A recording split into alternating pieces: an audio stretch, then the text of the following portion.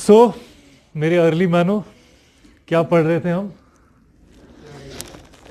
Periodisation. कहाँ तक पहुंचे थे? सिविलाइज हुए आप लोग अभी कि नहीं? अभी नहीं हुए, हो गए। कहाँ तक पहुंचे थे हम? चालकोलिथिक हमने पूरा पढ़ लिया था आई सपोज। सो इसके बाद अगला जो एरिया हम करेंगे, अभी हम इसी के साथ ही हैं, स्टोन एज के ही किसी एक फैक्टर्स को डिस्कस करेंगे। So next that we have to discuss is megalithic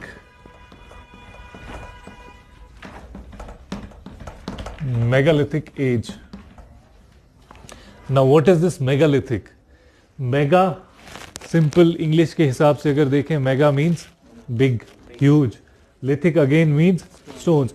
So this megalithic age is somewhere around the iron age only. आपकी iron age start होती है 1000 BC में, 1000 BC से आपकी आयरन एज स्टार्ट होती है और उसी फेज में हमें ये मेगालिथिक एज भी मिलती है। बट ये मेगालिथिक एज जो है ये स्पेसिफिकली साउथ इंडिया में ही है, ये हमें नॉर्थ में उतनी नहीं नजर आती है। Majorly this is confined to your south India only.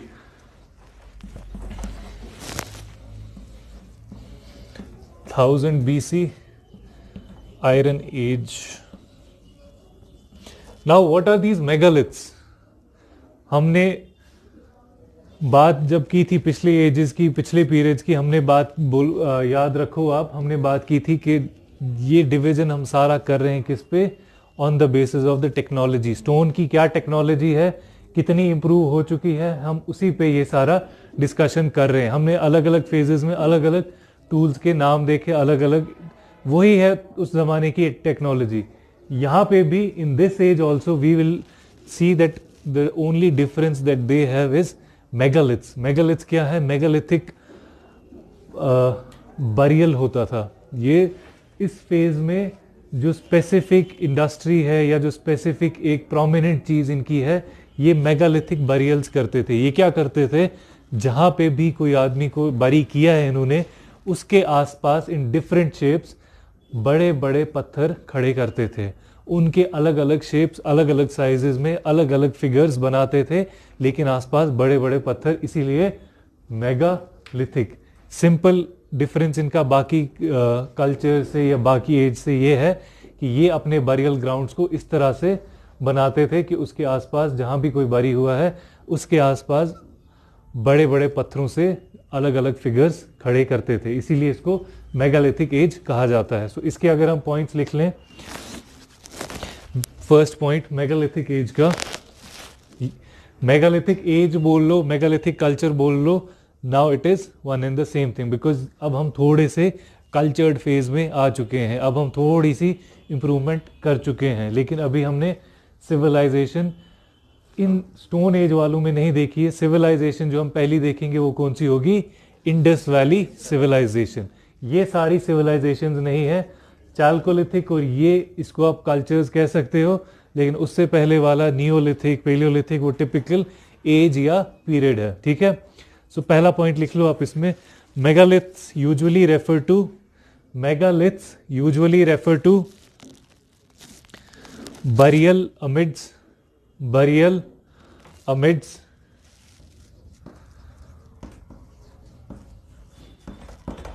amidst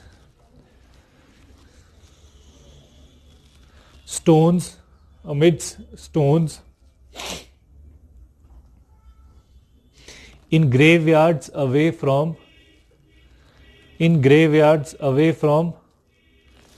habitation areas, in graveyards away from habitation areas.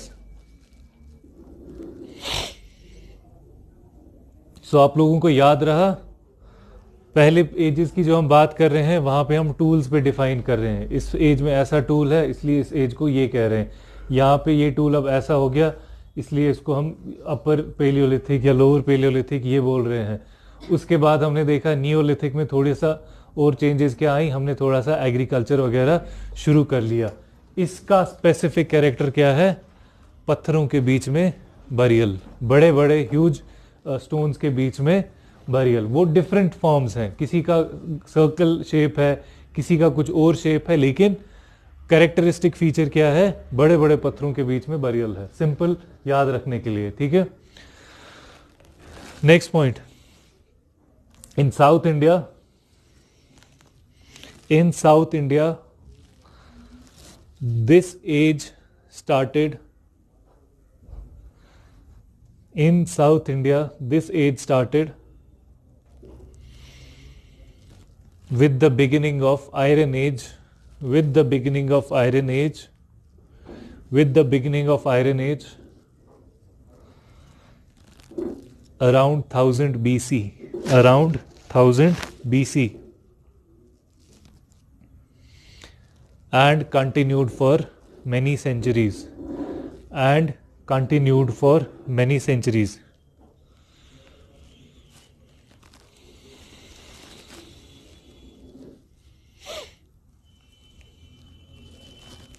Megalithic, next point, megalithic burials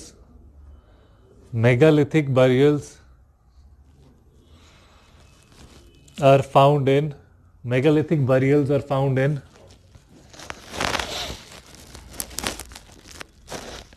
Maharashtra around Nagpur,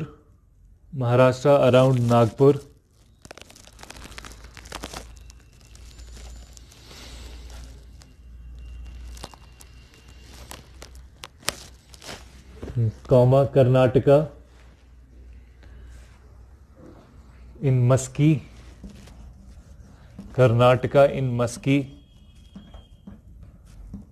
याद रखना मस्की हुआ तो मेगालिथिक साइट है। Comma Andhra Pradesh around Nagarjuna,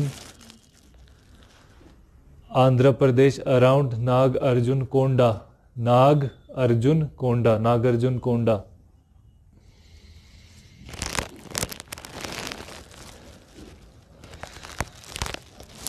Tamil Nadu and Kerala।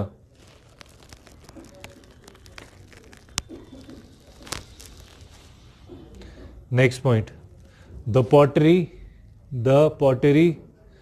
from this period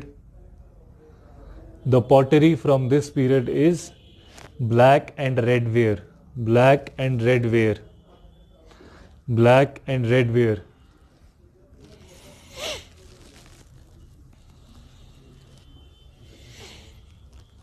full stop। Next point, iron objects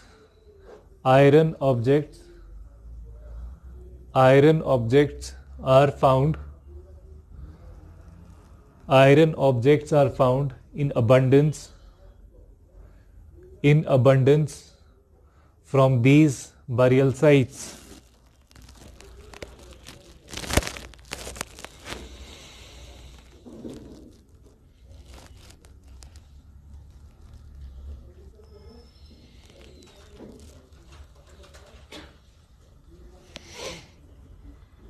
ठीक है।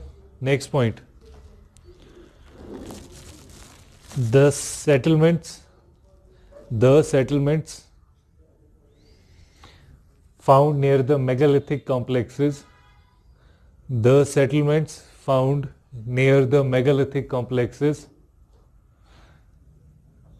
have very thin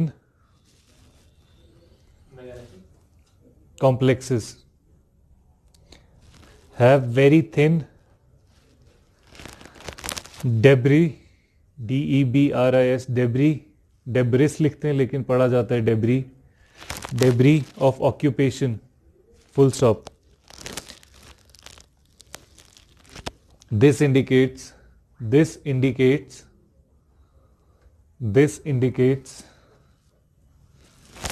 these people were living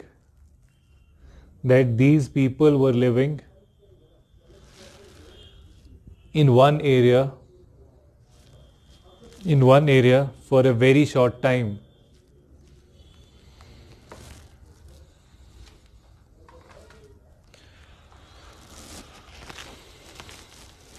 Full stop। Thus some of the population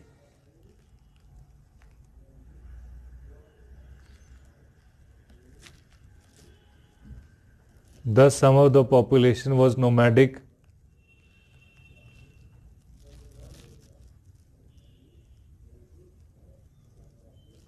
Some of the population was nomadic, and some settlements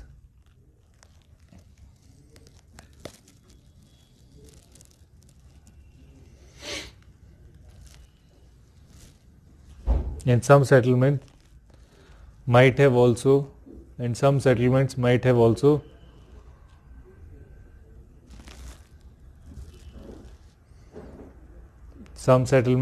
also been established.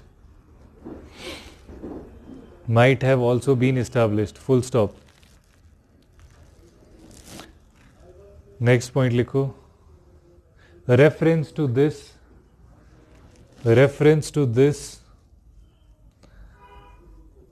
agro-pastoral group. Reference to this agro-pastoral group is also found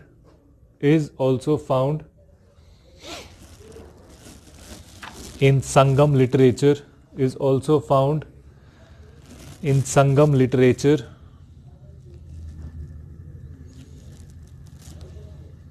And some of the graves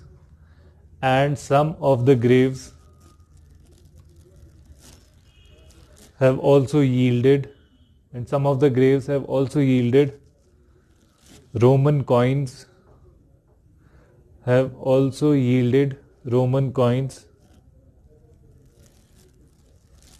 which suggest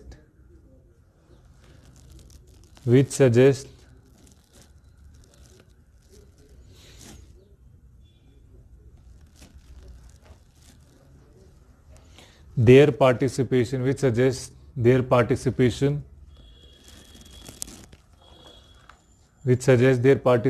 in trade networks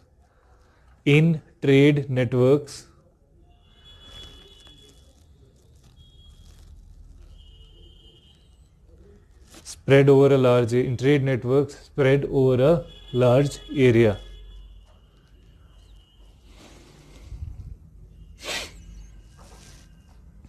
ठीक है, समझ आ गया. Megalithic points to remember: 1, it is majorly in Deccan and South India. 2, it is parallel to your Iron Age, यानी Iron Age और ये साथ चल रहे हैं. 3rd point, the main specific feature of this period, this culture, is that the burial amongst huge stones. ये इसका specific एक characteristic है. और क्या है, ये लोग जो हैं, ये सेटलमेंट्स भी हैं इनकी, और ये एक जगह ज़्यादा देर नहीं रहते हैं. ये एक जगह रुके, फिर थोड़ी देर के बाद एक नई सेटलमेंट क्रिएट करते हैं. इन्हीं लोगों को रेफरेंस इनकी कहाँ मिलती है हमें? संगम लिटरेचर में. इन्हीं लोगों के ग्रेव्स में से हमें रोमन कॉइन्स भी मिले हैं. जहाँ पे कॉइन्स मिले उसका क्या मतलब है? ट्रेड हो रहा है, कुछ ना कुछ ट्रेड एक्टिविटी चल रही है. So now you can understand कि ये मेगालिथिक एज कोई 100 साल की या 200 साल की एज नहीं है. This is across centuries. ये बहुत लंबी एज है. यही मेगालिथिक कल्चर आगे जाके आपकी अलग अलग जो छोटी छोटी टेरिटरीज बनेंगी साउथ इंडिया में, जिसका रेफरेंस हमें आगे हिस्ट्री में मिलता है post in the Mauryan period, उनका ओरिजिन यहीं से होगा. ठीक है. So the points to remember here are कि भाई जब हम पीरियडाइजेशन, जिसको पीरियडाइजेशन समझ आ गई ना, उसके लिए एंशिएंट हिस्ट्री समझना बहुत आसान है. अब पीरियडाइजेशन में अगर हम 2-3 चीजें देखें कि हमने बात की थी पेलियोलिथिक, वहां पे कोई कंफ्यूजन नहीं है. फिर उसके बाद किसकी की थी? फिर मीजोलिथिक, स्टोन एज, उसमें भी कोई कंफ्यूजन नहीं है, वहां कुछ डिफरेंट नहीं हो रहा है. नियोलिथिक, उसमें भी कुछ डिफरेंट नहीं हो रहा है. रुक जाओ अब यहीं पे. इसके बाद हमने बात की थी चालकोलिथिक. पीरियड क्या है उसका? चालकोलिथिक का पीरियड 1800 to 1000 BC. अब यहाँ पे थोड़ा सा कंफ्यूजन पढ़ते टाइम क्रिएट हो सकता है. कंफ्यूजन क्या है? अब बोलोगे यार यहाँ से नियोलिथिक है, कहाँ तक थी वो नियोलिथिक? 1800 तक. ठीक है. उसके बाद चालकोलिथिक हो रही है, वो है 1800 to 1000 है. लेकिन आईवीसी कुछ अलग डायरेक्शन में चल रही है, वो 2900 से 1700 1500 तक जा रही है।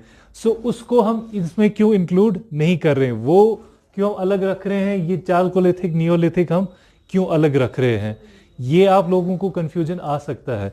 दूसरा कंफ्यूजन, अब ये चालकोलिथिक जो चल रही थी 1000 बीसी के आसपास तक, एक और बीच में एंटिटी आ गई वैदिक एज, वो भी है यही 1500 से 600 बीसी तक।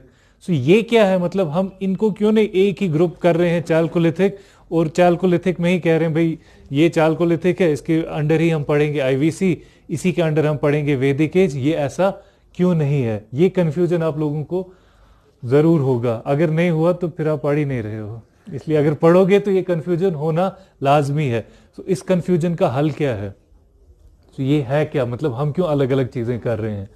The point, simple point here is that we have to look for specific areas. एक एज एक एरिया में है, जब आईवीसी इस्टेब्लिश हो चुका है, आईवीसी एक अर्बन इकोनॉमी है, आईवीसी एक सिविलाइजेशन है, तब डेक्कन में आपके पास ही चालकोलिथिक एरियाज भी हैं, ये और ये को एग्जिस्ट भी कर रहे हैं। लेकिन बात आ जाती है डेवलपमेंट की, वो कितने डेवलप्ड हैं, चालकोलिथिक वाले कितने डेवलप्ड हैं, उसकी बात हम कर रहे हैं। जब हम चालकोलिथिक पढ़ रहे हैं, हमने सिर्फ बात की इस एरिया की, मोस्ट प्रोबेबली डेक्कन की ही बात हम कर रहे हैं, लेकिन साथ ही साथ इसके को एग्जिस्ट एक चीज यहां पे कर रही है, वो है आईवीसी पीरियड। ऑलमोस्ट दोनों का सेम हो जाएगा, ये अलग जी रहे हैं, ये अलग जी रहे हैं। डिफरेंस क्यों है, क्योंकि अगर हम इसको आज के पॉइंट ऑफ व्यू से देखें तो हमें लगेगा यार ये कौन सा दूर है, ये इंडस रीजन है, ये महाराष्ट्र वाला रीजन है, ये तो बहुत नजदीक है। लेकिन ये आप सोचो, आप कितने साल पुरानी बात कर रहे हो, कम्युनिकेशन बिल्कुल कम है। आज वाला कम्युनिकेशन नहीं है कि मैंने पंजाब में बैठ के फ़ोन घुमाया और मैंने महाराष्ट्र में चालकोलिथिक वाले को फ़ोन किया कि भाई क्या हाल है, ये वो पीरियड नहीं है। ये अपने इस एरिया में ही कन्फाइंड है, ये अपने इस आईवीसी में ही कन्फाइंड है। इनका और इनका इंटरेक्शन है, ऐसा नहीं है कि इनको पता ही नहीं है ये कौन, ये भी कोई लोग हैं और इनको लगता है कि बस दुनिया में सिर्फ हम ही जी रहे हैं। इंटरेक्शन है, लेकिन इनका स्टेज ऑफ डेवलपमेंट जो है और इनका स्टेज ऑफ डेवलपमेंट जो है वो डिफरेंट है। ये एक अलग स्टेज पे हैं, ये एक अलग स्टेज पे हैं। इसीलिए फिर जब हम आगे चलते हैं, अभी हमने देखा कि मेगालिथिक पीरियड स्टार्ट होता है 1000 बीसी से। 1000 बीसी में और क्या हो रहा है, हमारे पास आयरन एज आ रही है। इसी आयरन एज के दौरान अगर हम नॉर्थ इंडिया की बात करें तो यहाँ पे वैदिक एज चल रही है, लेकिन साउथ इंडिया में कौन सी है, मेगालिथिक एज। सो ये चीज याद रखना कि ये हम अलग अलग एरियाज की बात कर रहे हैं। एक फेज एक एरिया में है, एक एज नॉर्थ इंडिया में चल रही है, उसका ये मतलब नहीं है सेम एज साउथ इंडिया में भी होगी।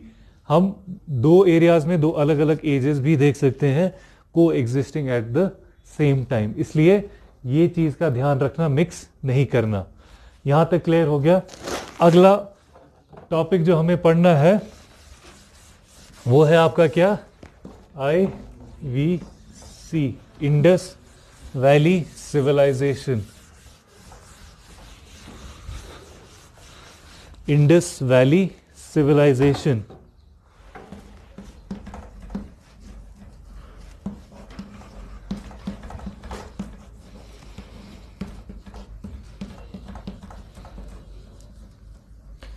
Indus valley civilisation. अब ये एक ऐसा टॉपिक है जो हमने सब ने पढ़ा होगा, कब, स्कूल में। इसका टाइम पीरियड क्या है, 2900 बीसी से 1700 बीसी। सो पहले फेज में जितने भी हमने पीरियड्स पढ़े, सबके फीचर्स मेहरबानी करके याद रखना। वही आपका मेजर एरिया है जिस पे आपने फोकस करना है from your examination point of view, क्योंकि वो चीज़ सिंपली फैक्चुअली आपको प्रीलिम्स में पूछी जा सकती है। इसके बाद आ गया आपका आईवीसी।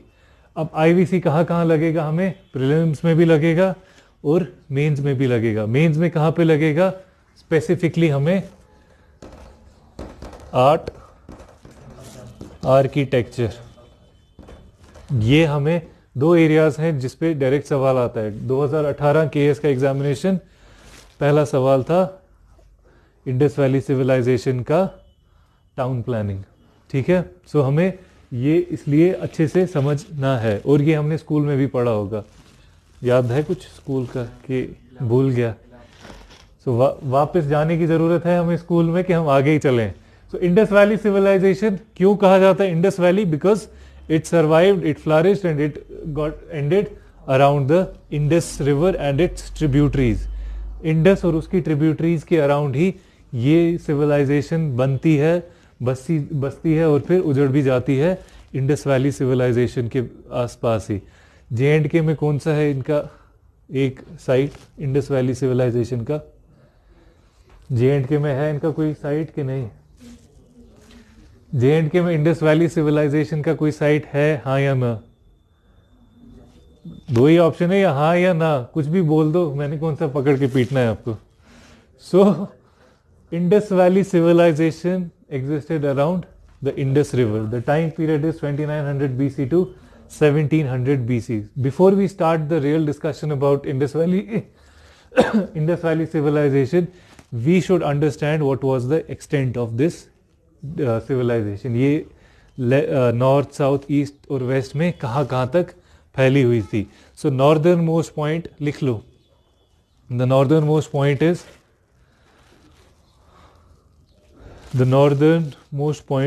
इज मांडा। ये नाम सुना है? मांडा नाम सुना है? नहीं सुना है? जम्मू नहीं गए हो कभी?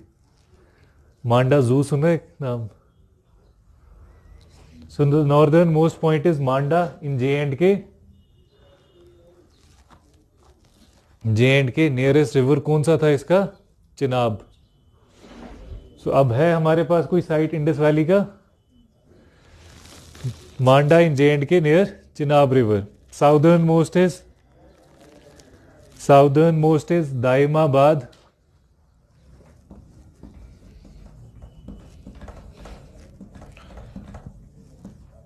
Daimabad in Maharashtra on Pravara river. River का नाम है Pravara.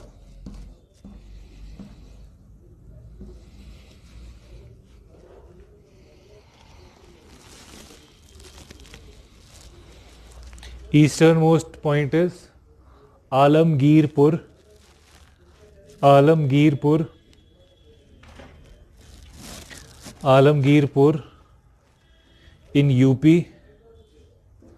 in UP on Hindon river Hindon।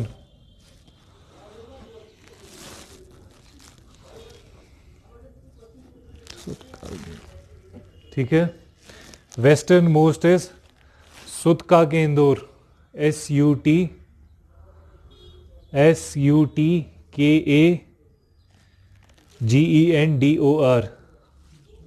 सुतका गेंदोर।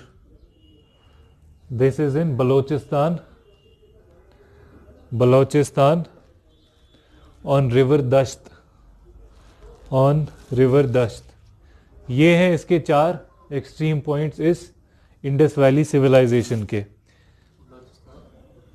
On river Dasht, DASHT। ठीक है, ये हैं 4 इसके एक्सट्रीम एंड्स। सो आप अंदाज़ा लगा सकते हो कि कितनी बड़ी सिविलाइजेशन है जो कितने बड़े एरिया में फैली हुई है। तो इस टाइम पे दुनिया में 4 सिविलाइजेशंस ऐसी थी जो इतनी इस लेवल पे फ्लरिश हुई हैं। आप में से कोई बताएगा मुझे किसी एक का नाम? कोई तो एक नाम बताओ। एग्जैक्टली, एक इंडस वैली है, एक मेसोपोटेमियन है, एक इजिप्शियन सिविलाइजेशन है और चाइनीज सिविलाइजेशन। ये 4 सिविलाइजेशंस हैं जो around the same time flourish हुई है। इंडस वैली सिविलाइजेशन को भी हम 3 फेजेस में डिवाइड करते हैं। कौन सा फेज? Early Harappan phase. लिख लो, Indus valley civilization is divided into 3 phases. divided into three phases. First one is early Harappan phase. Early Harappan phase, इसका टाइम पीरियड है 2900 BC to 2500 BC. 2900 to 2500 BC. Second is Middle Harappan phase. Middle Harappan phase. Middle Harappan phase, also known as Middle Harappan phase, also known as Mature Harappan phase. Also known as Mature Harappan. Time period है इसका 2500 to 2000 BC. 2500 से 2000 BC है इसका time period. Third is later Harappan phase. Later Harappan phase. Later Harappan phase, time period is 2000 to 1700 BC. 2000 से 1700 BC. इसके आगे लिखो इसी लेटर हरप्पन के most of the sites are from this phase only. Most of the sites are from this phase.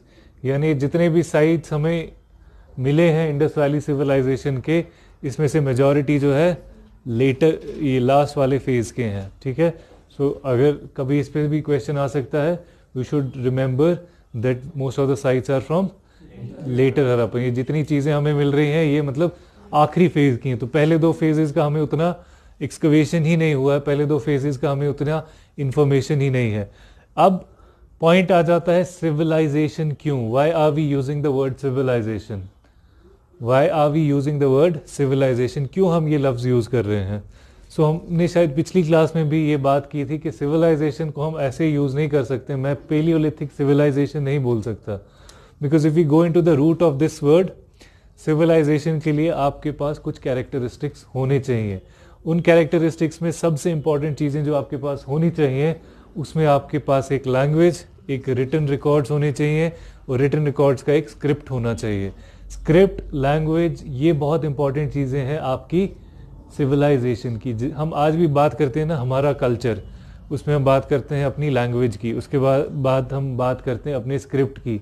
हम अपने literature को तभी मेंटेन कर सकते हैं जब हमने पहले कुछ लिखा होगा. हमारे पास हमें लिखना ही नहीं आता है तो हम लिटरेचर कहाँ से खड़ा करेंगे. सो इंडस वैली सिविलाइजेशन एक अर्बन सिविलाइजेशन है. ये फर्स्ट अर्बन सिविलाइजेशन है. और क्या है इसमें, ये एक सिविलाइजेशन है. क्यों? क्योंकि इनके पास लैंग्वेज है, इनके पास स्क्रिप्ट है, और ये एक अर्बन इकोनॉमी है.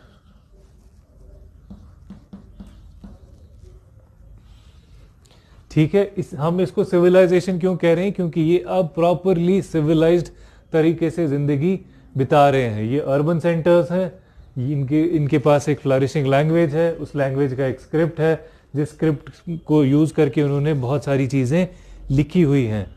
But our knowledge about Indus valley civilization is very less. Why is it very less? Because it is based only on archaeological evidences. हमने जितना आर्कियोलॉजी के तहत खुदाई करके जो चीज़ें निकाली हैं, उनको जितना हम समझ पाए हैं, हमारे पास उतनी ही नॉलेज है. सबसे बड़ा अभी तक हमारे पास इसमें शॉर्ट कमिंग क्या है इंडस वैली सिविलाइजेशन की, हम इनकी स्क्रिप्ट को डिसाइफर नहीं कर पाए हैं. इनका स्क्रिप्ट जो है पिक्टोग्राफियल स्क्रिप्ट है, शक्लें बनी हुई हैं उसमें लेटर्स नहीं है, उसमें शक्लें बनी है. बर्ड्स की शक्ल है, किसी और फिगर की शक्ल है, उसको हम आज तक डिसाइफर नहीं कर पाए हैं. 400 के आसपास उसमें अल्फ़ाबेट्स हैं. 400, जैसे इंग्लिश में कितने हैं 26, उसमें 400 हैं. इसलिए उसको डिसाइफर करना अभी तक पॉसिबल नहीं हुआ है. ऐसा भी हो सकता है, सपोज कल को ये स्क्रिप्ट डिसाइफर हो जाता है, ऐसा भी हो सकता है कि बहुत सारी चीज़ें जो हमें अभी लगता है कि इंडस वैली सिविलाइजेशन में ऐसे होता, शायद हम गलत सोच रहे हैं, कुछ और ही उसकी रियलिटी हो. सो until and unless we'll decipher this script, we have very less information about Indus valley civilization. जो एक्सकवेशन करके हमने चीज़ें निकाली हैं उसके बेसिस पे हम कह रहे हैं. इसीलिए when we talk about the society of Indus Valley civilization, we have a few question marks. Question mark क्या है? यहाँ का रिलीजन क्या था? हम जैसे हमने लास्ट टाइम बात की थी मदर गॉडेस की, हमें एग्जैक्टली नहीं कह सकते कि भाई यहाँ का रिलीजन हिंदुइज्म है, यहाँ का रिलीजन इस्लाम है. इंडस वैली सिविलाइजेशन में हम नहीं कह सकते हैं. हम क्या कर रहे हैं? हम एक अनुमान लगा रहे हैं. हम ये कह रहे हैं कि भाई जो चीज़ें हमें मिली हैं एक्सकवेट करके उसके मुताबिक ऐसा हो सकता है. The religion might have been this, the religion might have been this. Society में ये शायद ऐसे होता, सोसाइटी में शायद ये ऐसे होता. दूसरी चीज़ जिस पे हमें क्वेश्चन मार्क लगा है वो है क्या? इनका पॉलिटिकल सेटअप. पॉलिटिकल सेटअप पे भी एक क्वेश्चन मार्क है कि कौन था भाई, गवर्न कौन कर रहा था. हमने चालकोलिथिक पीरियड में ही देखा था. अब एक रूरल सेटलमेंट है और उसमें एक हायरार्की भी है.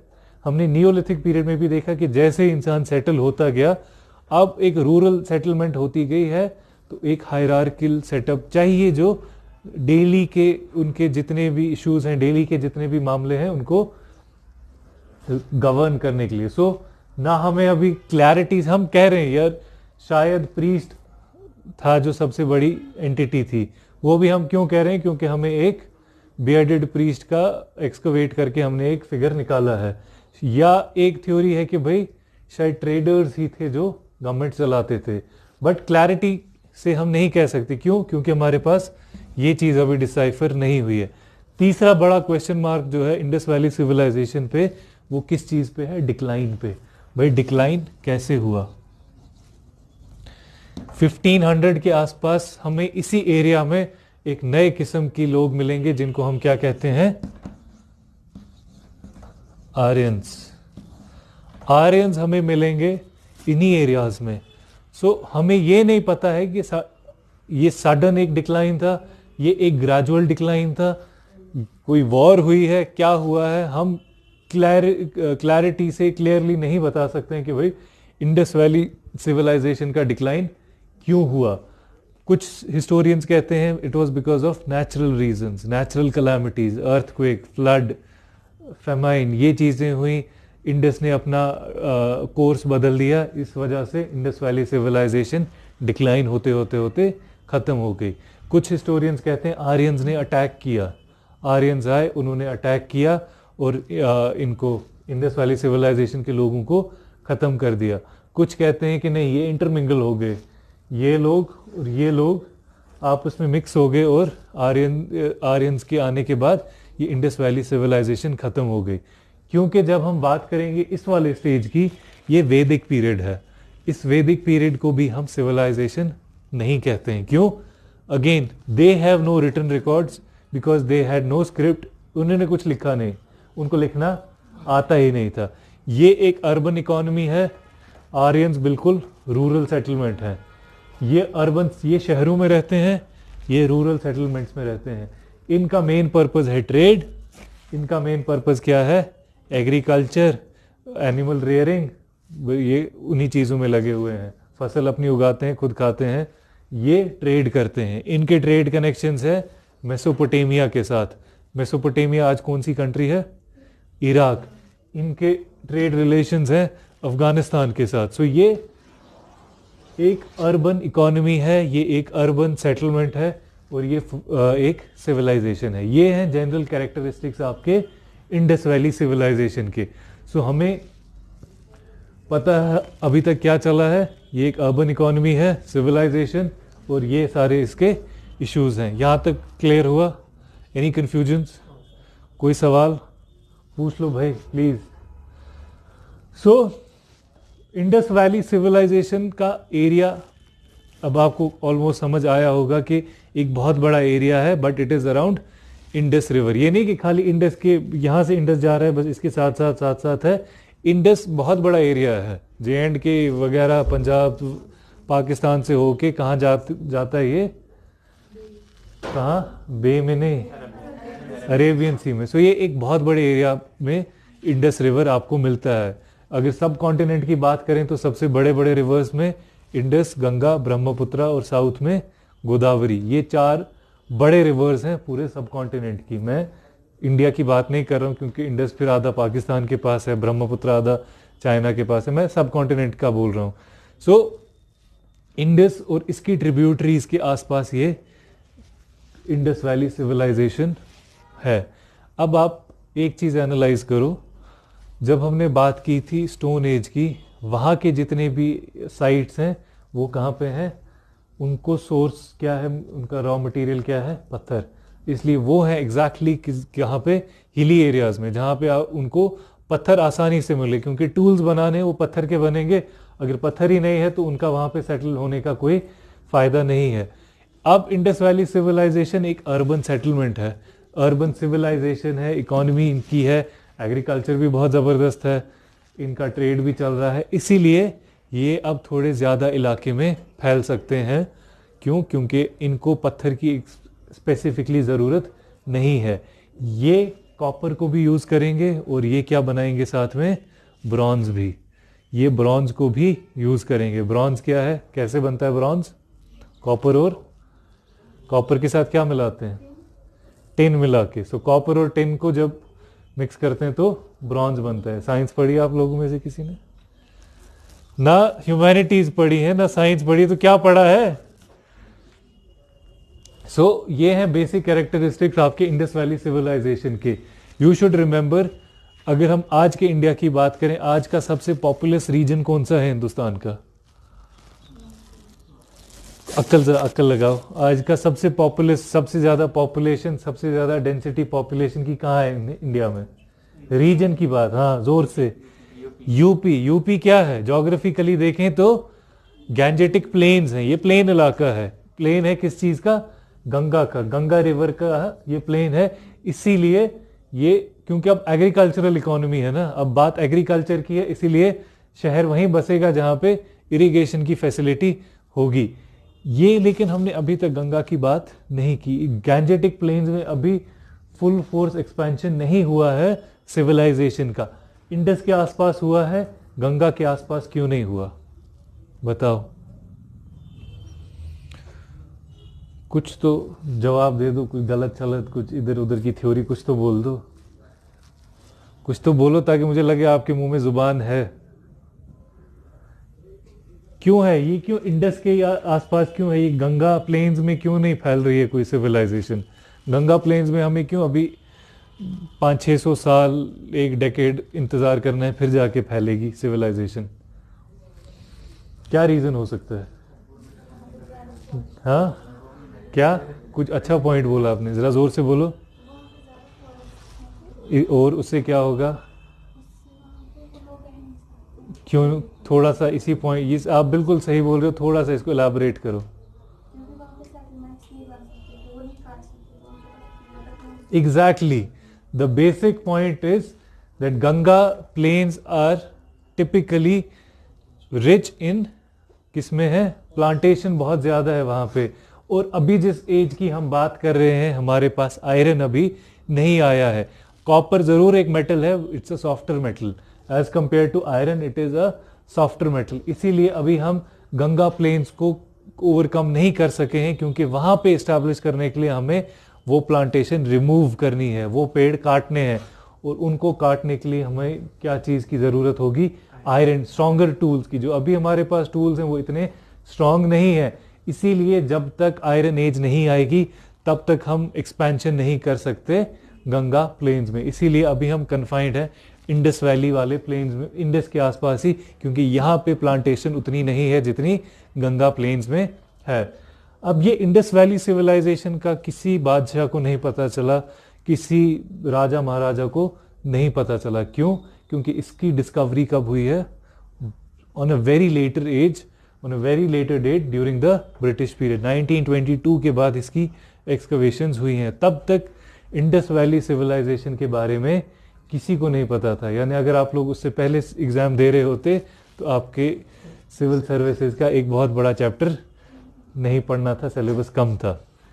ठीक है, सो 1922 के बाद यहाँ की एक्सकवेशंस शुरू होती हैं और तब पता चलता है कि भाई हिंदुस्तान में एक बहुत बड़ी सिविलाइजेशन एग्जिस्ट करती थी।